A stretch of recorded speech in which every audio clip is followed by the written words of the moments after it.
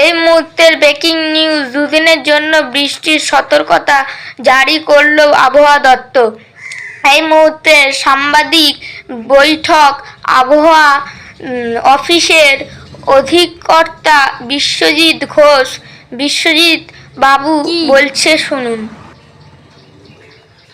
হ্যাঁ দেখুন, এখন কয়েকদিন বৃষ্টি হচ্ছে, আপনাদের জানিয়ে রাখি ক্যালকাটা, দক্ষিণ চব্বিশ পরগনা, পূর্ব মেদিনীপুর, পশ্চিম মেদিনীপুর, পূর্ব বর্ধমান, পশ্চিম বর্ধমান,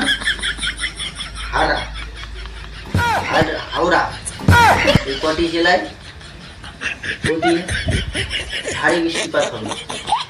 আর বাকি উত্তর 24 পরগনায় ওখানে 3 দিন অতি ভারী বৃষ্টি হবে।